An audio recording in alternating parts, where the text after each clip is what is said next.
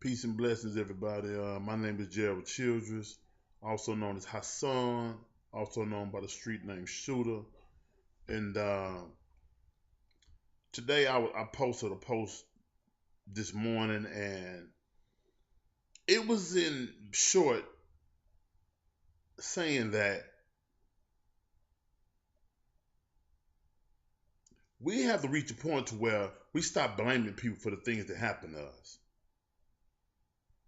We have to stop blaming people for things not turning out the way we want it to turn out. Like, for example, if if I didn't get a job, or if the police kicked in my door and busted me, or if I'm doing something illegal, or if I was in a breakup or whatever the case may be, anything on that level, or anything that you can think of related to that, we always have a tendency to to always point our finger at someone else or look for someone else to blame in regards to how that happened.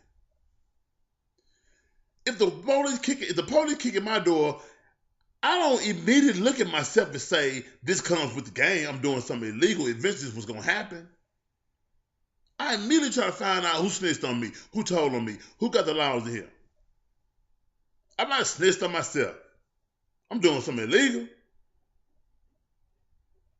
Might be the way I dress, might be the things I do. I look like every other dope dealer on the block. You know what I'm saying? I mean, I'm just saying, just using something hypothetically. In a breakup, we always have a tendency to blame each other while we finna break up. When in essence, we need to look at ourselves. Look at ourselves.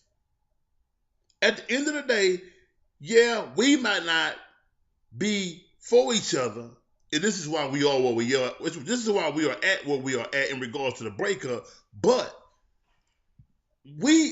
I myself need work. You yourself need work.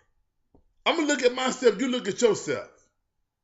Because I can point out things about you that you're not going to agree with. You're going to point out things about me that I might not agree with, or I might agree with, you might agree with, whatever the case may be, yet and still, we still fail to always look at ourselves first.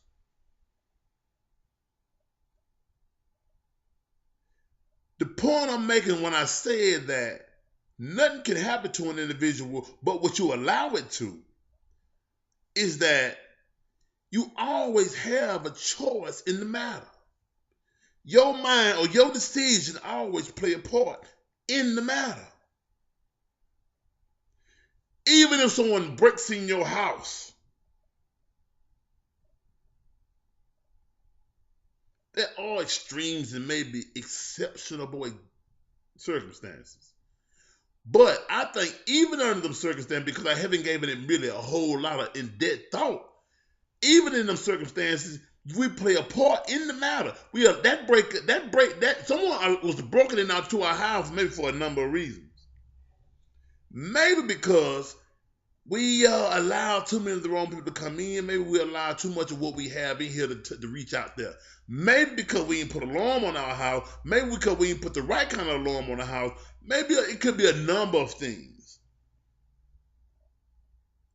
In regards to putting alarm on the house, we know that people's house get broken into. We know there's crime in the world. We know there's all kinds of things going on. So why would we walk around as if it doesn't happen? As if it's not going to happen to us? If I get burnt by a female, I cannot run around tripping and saying, B, you burnt me. Woo, woo, woo, woo, woo. I burnt me. It's just you are the one whom I got it from. But I burnt me because I should have been strapped up. Anyway, I mean, that's one thing. I should have been strapped up. I should never. That should have never took place.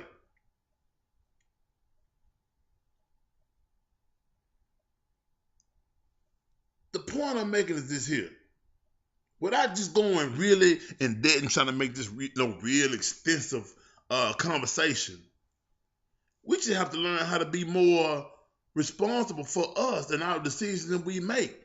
Because as a result of being able to do this, you'll find that, for one, you're going to make wiser decisions as you come along and proceed in life. But in regards to people in your mate or anything else in regards to the people we deal with or whatever, in a relationship, using this example, in a relationship, if something happened where one cheated on the other, you still have to take responsibility in what happened to you because you allowed it to happen. Because I can almost guarantee that a number of people warned you about that person. Warned you about that person's tendency and potential to cheat. Or warned you that this person does cheat. Or you even seen it yourself. Because everybody knows who they're sleeping with. If you got a freak, you know that person's a freak. If you know you got a man who's a booty fiend, or you know you got a woman who's ball crazy, you know that. You know you can't turn your back on her. You know that when she get full of that drink, anybody can go there. You know that. So don't fool yourself. Don't fool yourself, because when you fool yourself, you set yourself up to be hurt. On the flip side of it all, everything that everybody does is to be happy, man. Everybody wants to be happy. Everybody do what they do because they want to be happy. Now, true, we all go different and wrong ways sometimes to acquire that happiness, but yet and still, that is the motive for the things that everybody does in life. We all seek pleasure or gratification from the things that we do. With that being said, nobody's no more imperfect than the other. Nobody's wrong is greater or lesser than the other. My wrong is no lesser than your wrong, just because my wrong may be a wrong that you have never done or that you feel you would never do. Yet and still, we all carry the same potential. But not only that, your wrong may carry the same magnitude to someone else that my wrong had on you. Even though in your eyes you think that the things that you do wrong is not so big. The point I'm making is that when you think like this and carry this kind of thinking in your mind about yourself and about people, it will not allow you to carry hate and harbor that against no one. That benefits you as an individual. When you leave a situation, you don't carry that hate or that frustration or that pain or that anger into another situation, because you are unjust and you wrong if you think or expect for someone else to carry those problems that you bring into that relationship. They got baggage of their own or issues of their own they're dealing with. You cannot take those into another relationship and think that a person's supposed to accept and deal with you until you get better or until you grow out of it or whatever the case may be. Because a lot of time, if an individual comes from a hellish situation or have dealt with a hellish life, because no one knows the path that a person done come through. So I would be unjust or inconsiderate or arrogant to even think for 1 minute that you ain't went through nothing. You tripping. Just because I know I've been through some things. Yet and still, I don't know what this person's been through totally and most of all. The point I'm making is this here again, is that we have to reach a point to where we don't take those kind of things for granted, because when you leave a situation, you have to be able to leave that situation a better and more healthier person. And the only way you're going to do that is if you process these things right. If you take responsibility for the things that you've done, the role you've played in allowing everything that has happened to happen. A person can't cheat on you or lie to you no more than you allow them to. Please understand that. And when they do what they do, don't hate them for it. Come to your decision to separate yourself from that situation, because it is not what you want. It is not what you're going to accept. It is not where you're trying to go. But don't hate the person for who they are today, because they might not be that person forever. They may be this great or better or a spiritual leader down the line. You just never know. Everybody have a path that they're traveling in life. God created the human being as an evolving creature. So no one remains the same. Some people get better, some people get worse. But yet still at the end of the day, everything that we do is inspired by the desire for pleasure. Everybody just wants to be happy. We all have our way and our route of going about getting it.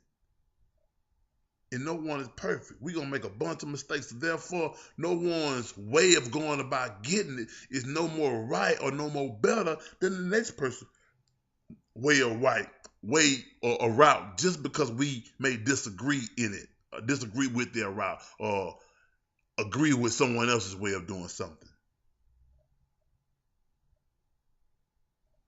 The only way that we're going to be able to really move forward as a better person from any situation, I don't care if you got fired from a job or whatever. I did 14 years flat in a state penitentiary in Texas.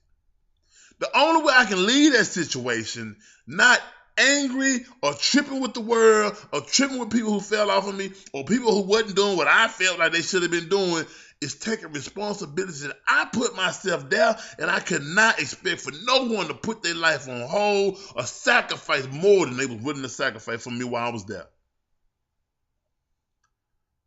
I had to take responsibility for me and my actions. And I had to bear that them circumstances. I had to bear those circumstances.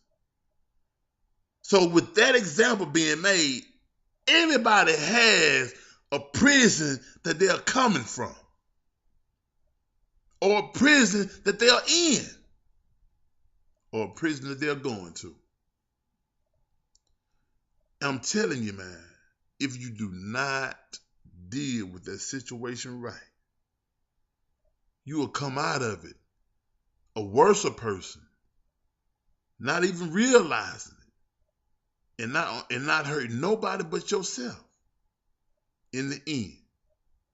Not hurting nobody but yourself in the end. Because nobody wants to be with a bitter, angry, ungrateful individual. And that's the point I'm making when I say we need to learn to be able to stop blaming people for the things that happen, that we don't want to happen, or things that we may look at as being unfavorable to how we wish it would have turned out.